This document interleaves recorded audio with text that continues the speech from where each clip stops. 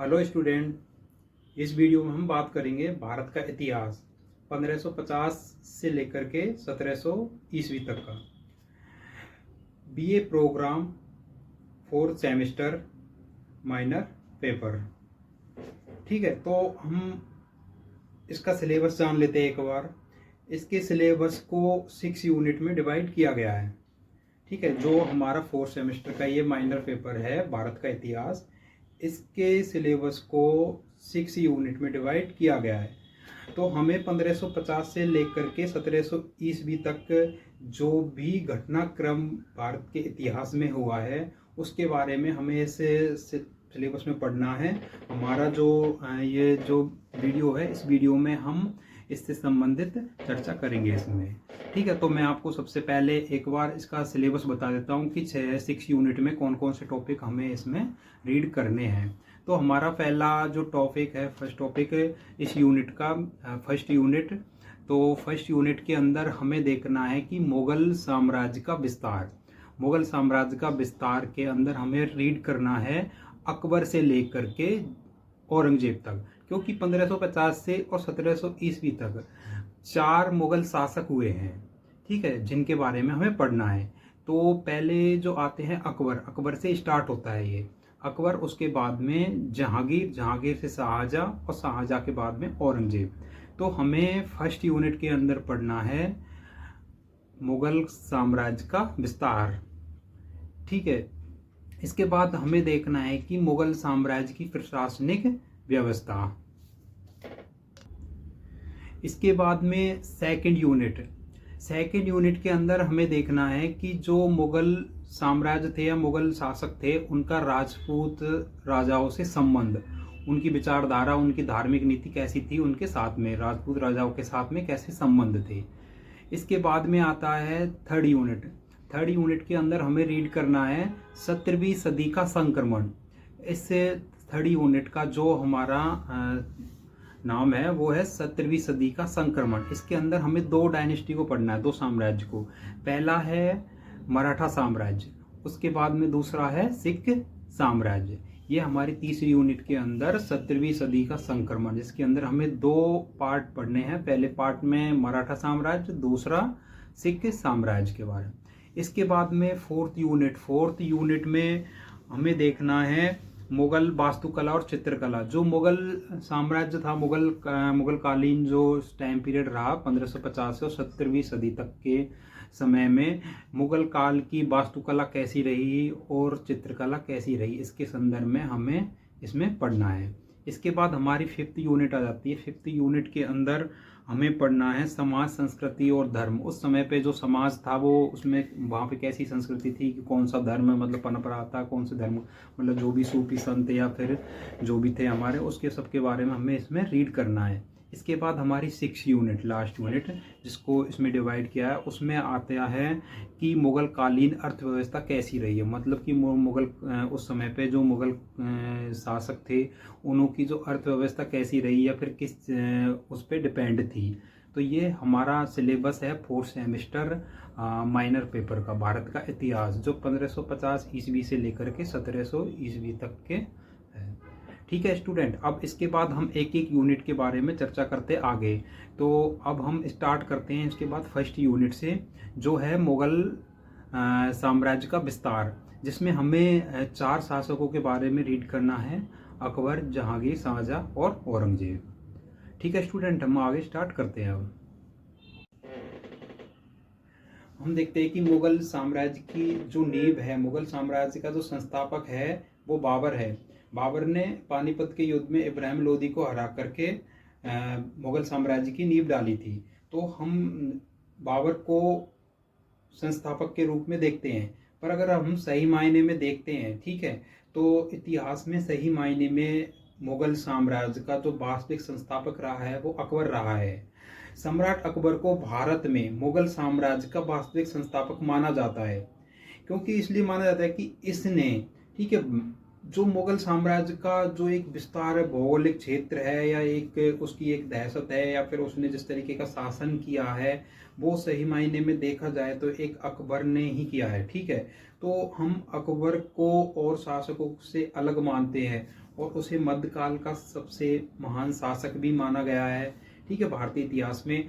तो इसलिए मुगल साम्राज्य का जो वास्तविक संस्थापक है वो अकबर को माना गया है।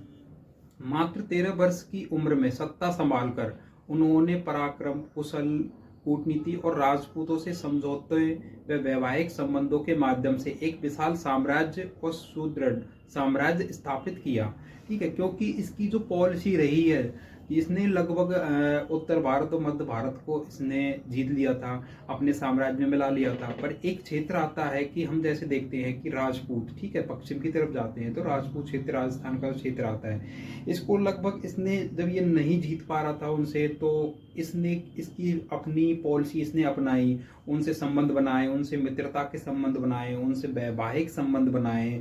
ठीक है, तो उनसे संबंध बनाने के साथ साथ में इनके उनसे रिलेशन अच्छे रहे और इसको शासन करने में राजपूतों का सहयोग बराबर से मिलता रहा। आगे देखते हैं हम। अकबर और उनके उत्तराधिकारी जहांगीर ने धार्मिक उदारता और क्षेत्रीय शासकों से सहयोग प्राप्त कर मुगल साम्राज्य को उत्तर भारत की प्रमुख शक्ति बना दिया था।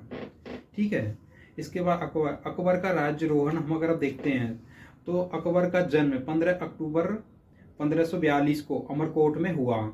पिता हुमायूं तैमूर वंश से और माता हमीदा बानो चंगेज खां के वंश से थी। हुमायूं को शेरशाह द्वारा हराकर निर्वासित होना पड़ा, जिससे अकबर का बचपन कठिन परिस्थितियों में बीता।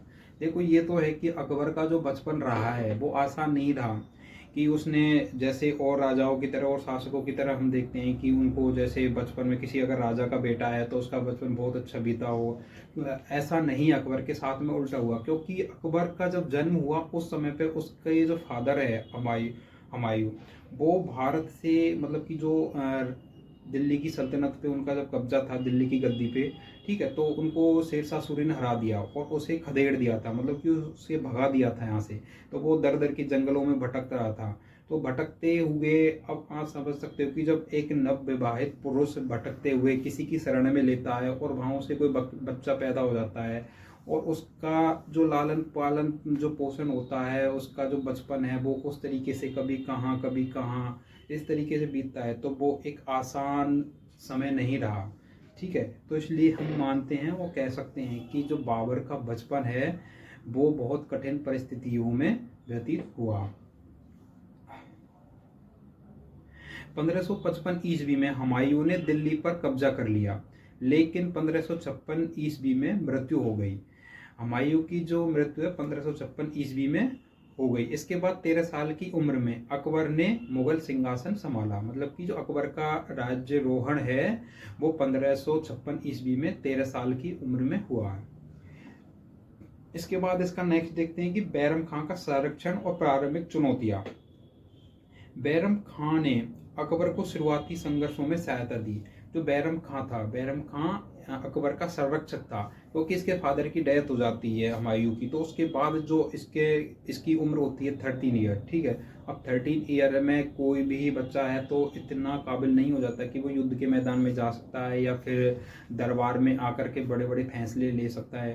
तो जो बैरम खां था उसने संरक्षण अपना दिया, मतलब कि उसने एक फादर की पूरी भूमिका निभाई थी अकबर के साथ में। ठीक है, एक बड़े होने के साथ में एक पेरेंट्स की पूरी भूमिका बैरम खां ने यहाँ पे निभाई थी। तो बैरम खां का जो रोल है यहाँ पे एक बहुत इम्पोर्टेंट हो जाता है अकबर के मायने में। ठीक है, इसके बाद में हम इसके संघर्षों में देखते हैं कि पानीपत का दूसरा युद्ध होता है 1556 ईस्वी में।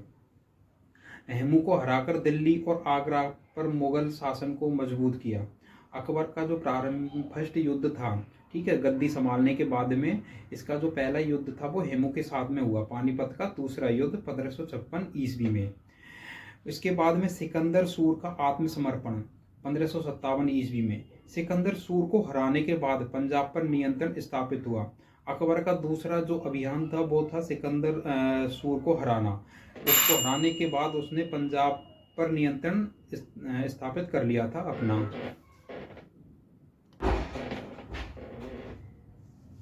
इसके बाद में फिर हम आगे देखते हैं अकबर की प्रारंभिक चुनौतियों में ग्वालियर, मालवा और जौनपुर पर विजय। सूरवंश और अन्य विद्रोही शासकों को हराकर साम्राज्य का विस्तार किया। अकबर की जो प्रारंभिक चुनौतियां थी उनमें पानीपत का दूसरा युद्ध था जो हेमू को उसने अपने युद्ध में हरा दिया। उसके बाद में सिकंदर सूर का आत्मसमर्पण, इसके बाद ग्वालियर, मालवा और जौनपुर पर विजय, ये सभी इसकी प्रारंभिक चुनौतियां रही। जैसे ही उसने गद्दी पर मतलब कि अपना बैठा था अकबर, उसके बाद इसको प्रारंभिक चुनौतियों का सामना करना पड़ा। इसके बाद देखते हैं हम विद्रोही अमीरों और बागियों का दमन कैसे किया अकबर ने। अकबर को प्रारंभिक वर्षों में विद्रोह का सामना करना पड़ा। बैरम खां का पतन 1560 ईस्वी में दरबार में बैरम खां के खिलाफ साजिश हुई। अकबर ने उसे माफ कर हज पर भेजा, लेकिन रास्ते में उसकी हत्या कर दी गई। ठीक है, देखो जो बैरम खां था वो बैरम खां अकबर का संरक्षक था। ठीक है, यानी एक तरीके से वफादार इंसान था, बहुत अच्छा था उसके लिए। ठीक है, तो अब जब वो राजा का इतना करीबी इंसान है तो लोगों को ज्वेलसी होती है, लोग उससे जलते भी है कि इसको एक महत्वपूर्ण पद दे रखा है, महत्वपूर्ण इसका स्थान है। ठीक है, तो बैरम खां से जलने वाले लोग थे, उन्होंने उसके खिलाफ साजिशें रची और साजिश रचने में वो सफल भी हुए। तो अब जब अकबर के सामने उसको पेश किया गया कि साजिश के तहत में उसे फंसाया गया, उसके बाद अकबर ने उसे माफ़ किया और माफ़ करके उसे हज की यात्रा पर भेज दिया। पर रास्ते में उसके जो साजिशकर्ता थे बैरम खां के, उन्होंने उसकी हत्या कर दी गई रास्ते में। इसके बाद खान जमान और अब्दुल्ला खान उज़्बेक का विद्रोह 1564 में। इन विद्रोहों को हराकर अकबर ने उनकी साजिशों को चेल दिया। ठीक है, इसके बाद में उज़्बेकों और अफगानों का संयुक्त विद्रोह भी हुआ था। इसके नेक्स्ट बाद 1565 ईस्वी में विद्रोही अकबर का तख्ता पलटकर मिर्जा कामरान के बेटे को राजा बनाने चाहते थे। अकबर ने रणनीति से उन्हें हराया और सख्त सजा दी। ठीक है, देखो अकबर के साथ समय समय पर साजिशें रची गई, और ये अकबर के साथ में ही नहीं, कोई भी महान शासक होता है, कोई भी इतने बड़े साम्राज्य का अगर कोई शासक है, ठीक है, तो उसके खिलाफ ऐसी साजिशें रचना आसान था, मतलब कि रचना था कि रची जाएंगी, हर किसी के साथ रची जाती ही थी। ठीक है, तो अकबर के साथ में भी कई साजिशें रची गई, पर अकबर ने अपने मतलब कि काबिलियत के दम पे उन सभी को पराजित किया।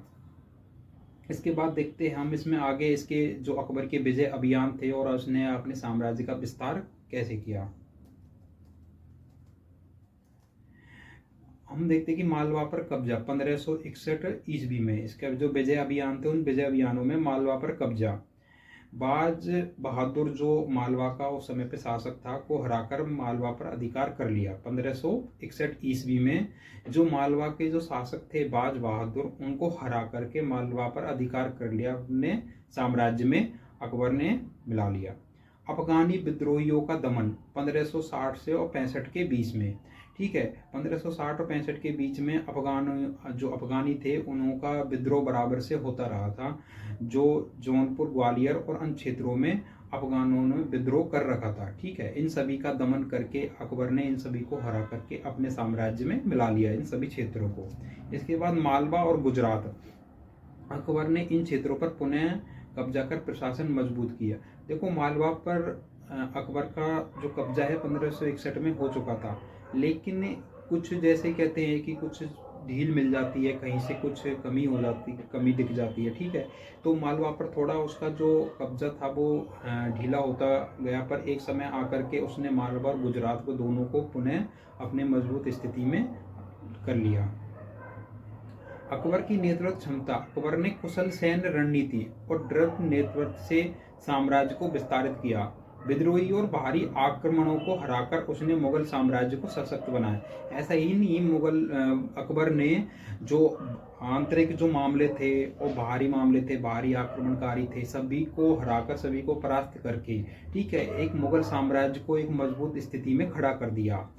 जो मुगल साम्राज्य को ऐसा एक खड़ा कर दिया कि ठीक है कि उसकी तरह कोई आंख उठा करके भी ना देख सके।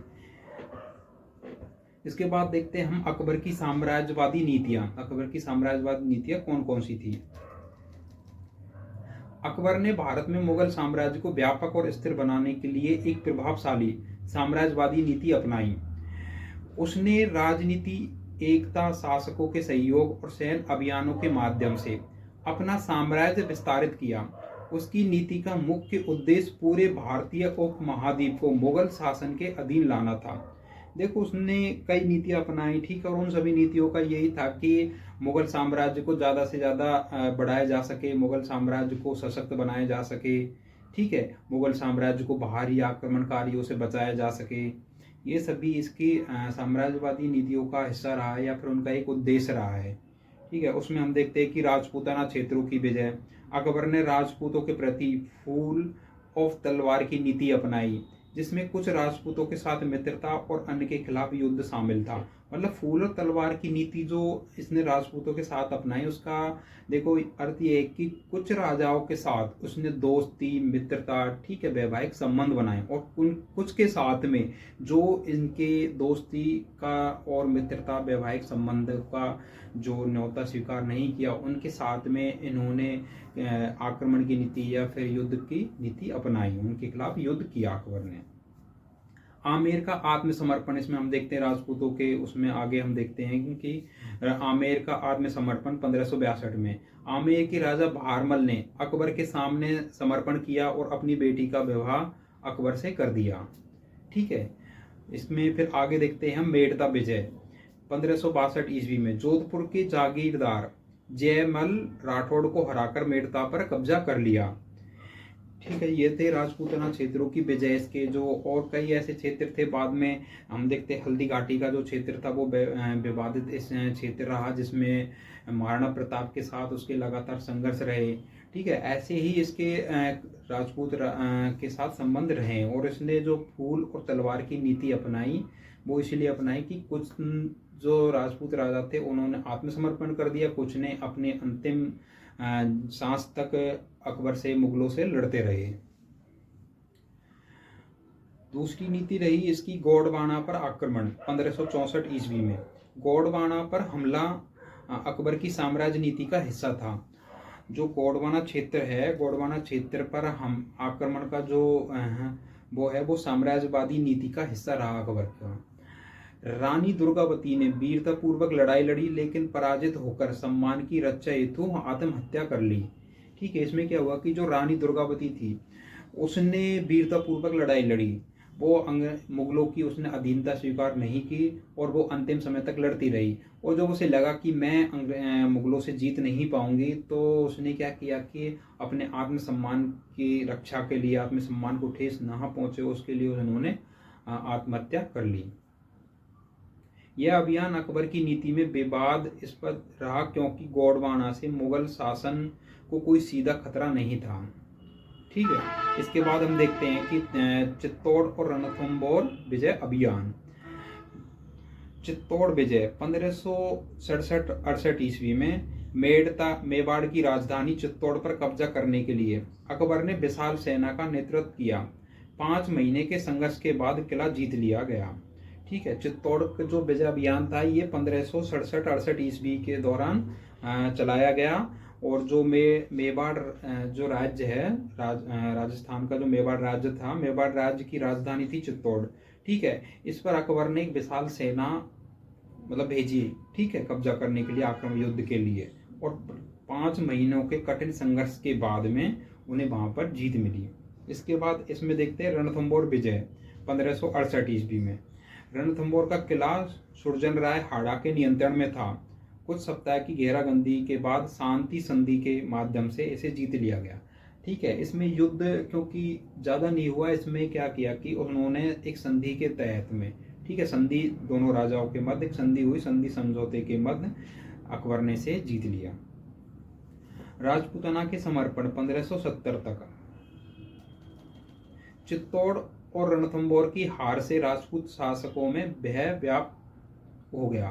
ठीक है, ये देखो 3 क्षेत्र थे राजपूतों के राजस्थान में।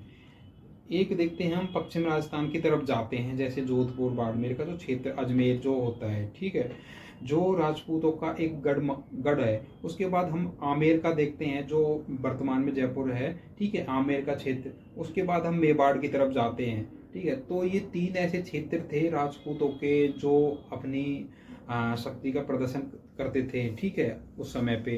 तो इन्होंने, मुगल शासकों ने, अकबर ने उस समय पे जो आमेर का क्षेत्र था, आमेर के शासकों ने, ठीक है, आत्मसमर्पण कर दिया और इन्होंने मेवाड़ के क्षेत्र को भी जीत लिया। इसके बाद इनके पास जो क्षेत्र बचे थे, जो जोधपुर अजमेर का था, वो शासक का क्षेत्र इनके पास में, इनसे इनके संघर्ष चलते रहे, ठीक है। तो इसके बाद देखते कालिंजर 1569, बुंदेलखंड का कालिंजर किला हल्के प्रतिरोध के बाद समर्पित हुआ, ठीक है, वहां भी अकबर को विजयी प्राप्त हुई। नागौर समझौता 1570 ईस्वी में, जोधपुर, बीकानेर और जैसलमेर के राजपूत शासकों ने अकबर की स्वाधीनता स्वीकार कर ली। देखो 1570 आते आते तक जो राजपूत शासक थे, लगभग राजपूत सभी शासकों ने अकबर की स्वाधीनता स्वीकार कर ली। साम्राज्य विस्तार की प्रमुख विशेषताएं क्या रही इसकी, अकबर की? इसमें देखते सहयोग और अधीनता। कई राजपूत राजाओं ने शांति और वैवाहिक संबंधों के माध्यम से मुगल शासन को स्वीकार किया, ठीक है। इसके बाद सैन्य विजय, जो राजपूत शासक झुके नहीं, उनके खिलाफ अकबर ने सैन्य अभियान चलाए। जो राजपूत राजाओं ने उसकी मित्रता और वैवाहिक संबंधों को स्वीकार कर लिया, उनके साथ में ठीक है, एक अच्छा व्यवहार अकबर ने किया। उसके बाद में दूसरा उसका था कि सैन्य विजय, जिन शासकों ने, राजपूत शासकों ने मित्रता का जो पैगाम था वो उन्हें स्वीकार नहीं किया, तो उनके खिलाफ सैन्य अभियान, उनके खिलाफ अकबर ने युद्ध लड़े, ठीक है, और युद्ध लड़के उन पे विजय प्राप्त की।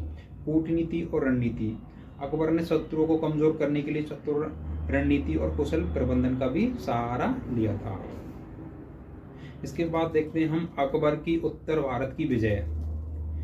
गुजरात विजय 1572 से 1573 ईस्वी। गुजरात में अराजकता और कमजोर शासक मुजफ्फर शाह तृतीय का लाभ उठाकर अकबर ने दिसंबर 1572 में आक्रमण किया। युद्ध में विद्रोहियों को हराकर बड़ौदा, चंपानेर और सूरत पर कब्जा किया। यह विजय पश्चिमी व्यापार मार्गों और समुद्री मार्गों पर नियंत्रण का आधार बनी। ये इसका समुद्री व्यापार प्रमुख था कि समुद्री व्यापार पर इसका सीधा सीधा नियंत्रण हो सका इस वजह से। बिहार और बंगाल की विजय 1574 ईस्वी में। सूर साम्राज्य के पतन के बाद बिहार और बंगाल पर अफगान शासक सुलेमान करानी का कब्जा था।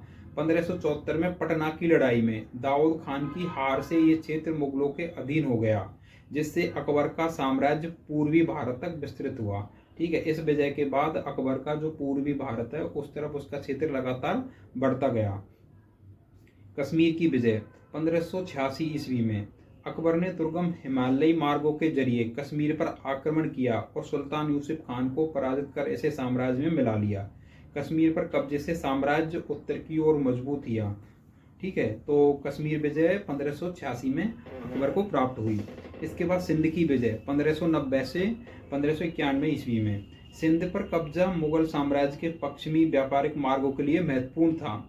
अब्दुल रहीम खान ने खाना के नेतृत्व में भट्टा के शासक मिर्जा जानी बेग को हराकर सिंध पर नियंत्रण स्थापित किया। इसके बाद इसका उड़ीसा की विजय 1590 से 1592, इसी के दौरान उड़ीसा के लोहानी अफगानों को राजा मानसिंह के नेतृत्व में हराया गया। निसार खान के विद्रोह के बाद 1562 ईस्वी में उड़ीसा पूरी तरह मुगल साम्राज्य का हिस्सा बन गया। इसके बाद एक विजय और रही इसकी बलूचिस्तान की विजय 1586 में। बलूच सरदारों के विरोधों को कुचलने के लिए अकबर ने मीर मासूम को अभियान सौंपा। सैन्य और कूटनीतिक दबाव से बलूचिस्तान पर नियंत्रण स्थापित कर इसे साम्राज्य का हिस्सा बना लिया। ये अकबर की उत्तर भारत की विजय अभियान रहे थे, ठीक है। अकबर की उत्तर पश्चिमी नीति क्या रही ये भी देखते हैं हम। अकबर की उत्तर पश्चिमी नीति का मुख्य उद्देश्य मुगल साम्राज्य की सीमाओं को सुरक्षित और सुदृढ़ बनाना था और अपने साम्राज्य का विस्तार क्षेत्र को भी बढ़ाना था। उत्तर पश्चिम क्षेत्र में कमजोर सीमाओं और विदेशी आक्रमणों की संभावनाओं को देखते हुए अकबर ने इन क्षेत्र में प्रभावी सैन्य और कूटनीति रणनीति अपनाई। काबुल और अफगानिस्तान पर नियंत्रण 1585 ईस्वी में अकबर ने काबुल और अफगानिस्तान पर अपना नियंत्रण अपने हाथ में लिया। मिर्जा मोहम्मद हाकिम की मृत्यु के बाद अकबर ने काबुल को अपने साम्राज्य में मिलाकर वहां नागरिक प्रशासन की स्थापना की। अफगानिस्तान की सीमाओं को सुरक्षित रखने के लिए राजा मानसिंह के नेतृत्व में सैन्य अभियान चलाए। अब्दुल्ला खान उजेब से खतरा। अब्दुल्ला खान से बद खां पर कब्जा कर लिया था, जिससे उत्तर भारत या उत्तर पश्चिम सीमाओं पर खतरा उत्पन्न हो गया। अकबर ने कंधार, बलूचिस्तान और अफगानिस्तान की सीमाओं को मजबूत कर अपनी स्थिति मजबूत की और अब्दुल्ला खान को आक्रमण से रोका। कंधार पर नियंत्रण किया 1595 ईस्वी में। अकबर ने 1595 ईस्वी में कंधार पर भी अपना नियंत्रण स्थापित किया। सिंध और बलूचिस्तान पर विजय। इसकी देखो 1590 के आसपास में जो सिंध और बलूचिस्तान था, इस पर भी इसने अपना मजबूत स्थिति में कब्जा कर लिया था। सीमाओं की सुदृढ़ता। अकबर ने हिंदकुश और अन्य महत्वपूर्ण क्षेत्रों में सैनिक चौकियों की स्थापना की। इन कदमों ने तुरान और अन्य पड़ोसी क्षेत्रों के शासकों को साम्राज्य पर आक्रमण करने से रोका।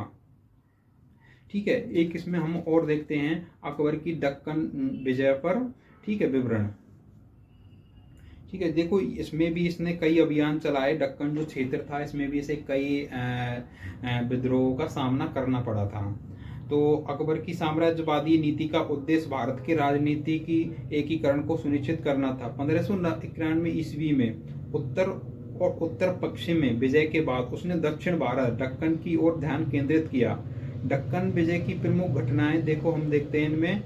कूटनीति मिशन 1591 में अकबर ने लाहौर से दक्कन के 4 प्रमुख राज्यों खानदेश, अहमदनगर, बीजापुर और गोलकुंडा को कूटनीतिक मिशन पर भेजा।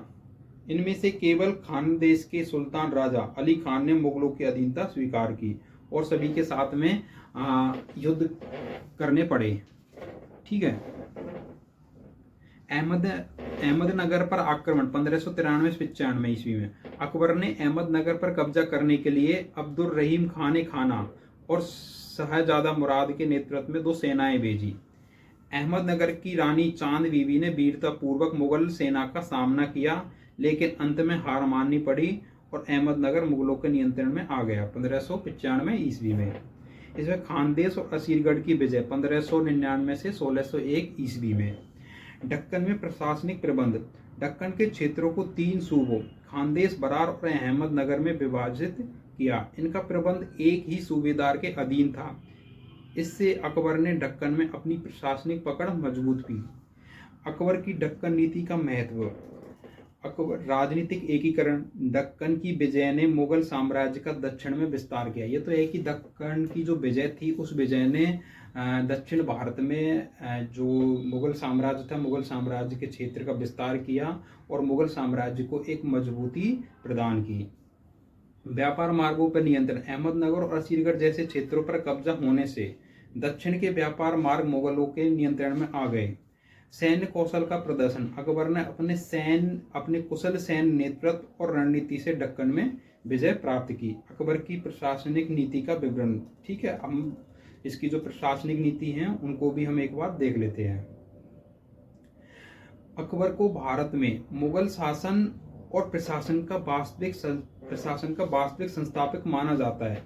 उनकी प्रशासनिक नीति ने पारंपरिक इस्लामी राजतंत्र से हटकर धर्मनिरपेक्षता और समावेशिता को अपनाया। उनकी नीतियां कुशल प्रशासन और सामाजिक समरसता की मिसाल है। देखो इनकी जो नीतियां रही है, प्रशासनिक नीतियां, देखो उसमें धर्मनिरपेक्ष शासन, ठीक है, पहली। राज्य सिद्धांत में क्रांति, दूसरी। थर्ड है प्रशासनिक संरचना का पुनर्गठन। चौथी है सामाजिक समरसता का प्रयास और 5वीं है स्थायी प्रभाव। ठीक है, ये इसकी प्रशासनिक नीतियां रही है अकबर की इसकी। ठीक है, ये था अकबर। हम अकबर के साम्राज्य को देखते हैं। ठीक है, तो अकबर ने काफ़ी समय तक भारत पे शासन किया और उसका जो शासन रहा है एक मजबूत स्थिति में रहा है। ठीक है, ये एक महान शासक रहा है क्योंकि इसकी जो नीतियां हैं वो बहुत अच्छी रही है। ठीक है, इसके बाद हम नेक्स्ट देखते हैं। नेक्स्ट जो इसका उत्तराधिकारी होता है, उत्तराधिकारी जहांगीर। ठीक है, इसका जो बड़ा बेटा जहांगीर, जो इसका बेटा होता है जहांगीर, इसका उत्तराधिकारी होता है। ठीक है, अकबर जो था, अकबर का शासन रहा है वो 1556 ईस्वी से लेकर के 1605 ईस्वी तक इसका शासन रहा है अकबर का। इसके बाद 1605 ईस्वी में जब अकबर की मृत्यु हो जाती है तो उसके जो बेटा है जहांगीर, जिसका बचपन का नाम सलीम, ठीक है, वो गद्दी पर बैठता है, वो दिल्ली की गद्दी पर बैठता है और मुगल साम्राज्य की नींव को, मुगल साम्राज्य की जो नींव है उसको अपने हाथ में ले लेता है और उसे अब फिर ये शासन करता है इसके बाद में। ठीक है, हम आगे जहांगीर के बारे में देखते हैं। ठीक है स्टूडेंट, हम आगे देखते हैं जहांगीर के। ठीक है, जहांगीर का परिचय। जहांगीर अकबर के पुत्र सलीम 30 अगस्त 1569 को राजपूत रानी मरियम उज जमानी के गर्भ से पैदा हुए थे। ठीक है, जो जहांगीर है उसका जन्म 30 अगस्त 1569 ईस्वी को हुआ था। इसके बाद अकबर ने जहांगीर को सैन्य प्रशिक्षण और शिक्षा प्रदान की, लेकिन सलीम अपने युवावस्था में शराब और शराब के प्रति आकर्षित हो गए। 1605 ईस्वी में गद्दी पर बैठने के बाद जहांगीर ने अपने पिता की नीतियों को जारी रखते हुए मुगल साम्राज्य को सुदृढ़ और विस्तारित किया। वह धार्मिक दृष्टि से उदार थे और राजपूतों के साथ मैत्रीपूर्ण संबंध बनाए रखे। इसने क्या किया, जहांगीर ने जो अकबर ने इसे सौंपा था, जो साम्राज्य अकबर ने सौंपा था, वो साम्राज्य को इसने सफलतापूर्वक संभाले रखा और अपने जो विस्तार की अगर हम बात देखते हैं तो इसने विस्तार किया, थोड़ा बहुत किया, इतना नहीं कि अकबर के बराबर किया, पर इसने विस्तार किया तो, लेकिन इतना ज़्यादा नहीं कर पाया। इसने जो इसको विरासत में मिला था, यह मुगल साम्राज्य का जो उत्तराधिकारी हुआ अकबर के बाद, तो इसने मुगल साम्राज्य को अच्छे से, ठीक है, चलाया था। इसके बाद में जो अकबर की नीतियां रही, धार्मिक नीतियां, राजनीतिक नीतियां, उन सभी नीतियों पे ये बराबर से चलता रहा, ठीक है, और उन पर खरा उतरा। इसने राजपूतों के साथ में, ठीक है, मैत्रीपूर्ण संबंध स्थापित बनाए रखे बराबर से, और यह एक उदारवादी, ठीक है, धार्मिक दृष्टि से उदार था। ठीक है, अब इसके बारे में और कुछ देखते हैं हम थोड़ा। तो इसकी जो पत्नी है, इसकी पहली पत्नी थी मानबाई, आमेर के राजा भगवान दास की पुत्री, राजा मानसिंह की बहन, इसकी पहली पत्नी थी। इसकी जो दूसरी पत्नी थी, ठीक है, वो थी जगत गोसाई, उपाधि जिसे मलिक जहां की दी, वो थी मारवाड़ के राजा उदय सिंह की पुत्री, जिससे शहजादा खुर्रम, ठीक है, जन्म लिया था। ठीक है, जिसने शहजादे खुर्रम को जन्म दिया था। इसका राज्याभिषेक 1605 ईस्वी में आगरा के किले में हुआ था। इसको जो उपाधि थी वो थी नूरुद्दीन मोहम्मद जहांगीर बादशाह गाजी की इसे उपाधि प्राप्त थी। ठीक है, इसमें हम इसके आगे देखते हैं कि जहांगीर की प्रमुख नीति और वजह क्या रही है। तो राजपूत नीति जहांगीर ने अकबर की राजपूत नीति को बराबर से जारी रखा। उन्होंने राजपूतों के साथ वैवाहिक और मैत्रीपूर्ण संबंध बनाए।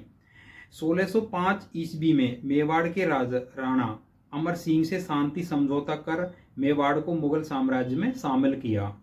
ठीक है, इसके बाद इसकी सेकंड नीति थी दक्षिण नीति। दक्षिण भारत में राजनीतिक एकता स्थापित करने के लिए जहांगीर ने दक्कन के क्षेत्रों पर ध्यान केंद्रित किया। 1617 ईस्वी में अहमदनगर को मुगल साम्राज्य में शामिल किया।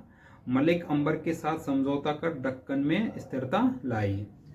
कांगड़ा की विजय 1620 ईस्वी में शहजादा खुर्रम के नेतृत्व में कांगड़ा के अभेद किले को जीत लिया गया और इस विजय ने मुगल साम्राज्य के उत्तरी क्षेत्र को और ज्यादा मजबूत किया। कंधार की पराजय 1622 ईस्वी में फारस के सहाय अब्बास ने कंधार पर आक्रमण कर इसे मुगल साम्राज्य से छीन लिया। जहांगीर की राज्य के मामलों में विमुखता और आंतरिक षड्यंत्रों ने इस पराजय को आसान बना दिया, क्योंकि जो जहांगीर था वो अपने राज्य के जो अन्य काम थे, अन्य कार्य थे, उनमें ज़्यादा व्यस्तता के कारण, ठीक है, इस पे अपना ध्यान केंद्रित नहीं कर पाया था कंधार पे, और इस वजह से कंधार उनके हाथों से चला गया। जहांगीर की धार्मिक नीति। जहांगीर ने धार्मिक सहिष्णुता की नीति अपनाई और गैर मुस्लिमों पर जजिया कर नहीं लगाया। ठीक है, ये भी एक अकबर की नीति का हिस्सा रहा। ठीक है, ये जैसे अकबर ने सभी धर्मों को आगे जाकर के एक समानता का दर्जा दिया, ठीक है, उसी हिसाब से जहांगीर ने धार्मिक सहिष्णुता की नीति अपनाई और गैर मुस्लिमों पर जजिया कर नहीं लगाया। हालांकि गुरु अर्जन देव के मामले में उन्होंने धार्मिक असहिष्णुता का प्रदर्शन किया, लेकिन यह अपवाद के रूप में देखा जा सकता है। जहांगीर ने विभिन्न समुदायों के विद्वानों और कलाकारों को अपने दरबार में स्थान देकर सांस्कृतिक समन्वय को बढ़ावा दिया। ठीक है, ये अकबर की धार्मिक नीतियां रहे। जहांगीर के बारे में और हम कुछ देखते हैं कि देखो इस समय पे जो स्थापत्य कला थी, ठीक है, स्थापत्य कला, साहित्य, चित्रकला, ठीक है, इसमें काफ़ी इजाफा हुआ। और हम मुगल काल के समय के अगर हम अध्ययन करते हैं जहांगीर के समय में, तो देखते हैं कि जो चित्रकला थी, चित्रकला अपनी चरम सीमा पे थी। यानी कि ये कह सकते हैं कि मुगल काल के जो जहांगीर का जो शासन काल रहा है उसे चित्रकला का स्वर्ण काल कह सकते हैं। इस समय पे जो प्रसिद्ध चित्रकार हुए उनमें पहले थे उस्ताद मंसूर, जिन्हें नादिर उल अस्र कहा गया। ठीक है, वो पक्षी विशेषज्ञ चित्रकार थे। उस्ताद मंसूर पक्षी विशेषज्ञ चित्रकार थे। दूसरे थे अबुल हसन, जिन्हें नादिर उज जमा के नाम से जाना गया। वो थे व्यक्ति विशेष चित्र में महारत हासिल थी। ठीक है, ये दोनों चित्रकार अपनी अपनी कला में इतनी महारत हासिल थी, बहुत ज़्यादा। ठीक है, उस्ताद मंसूर को पक्षी चित्र बनाने में और अबुल हसन को व्यक्ति विशेष चित्र बनाने में। और जो जहांगीर के बारे में जो भी हमें चीज़ें हमें मिलती है अध्ययन की, ठीक है, ये सभी चीज़ों की जानकारी हमें जहांगीर की आत्मकथा, तो जो कि जहांगीरी में है, जो फारसी में उपलब्ध है। ठीक है, जहांगीर का जो मकबरा है वो लाहौर में शाहदरा जगह है, वहाँ पर है वर्तमान में। ठीक है, इसमें देखते हैं कि देखो इसके समय पे एक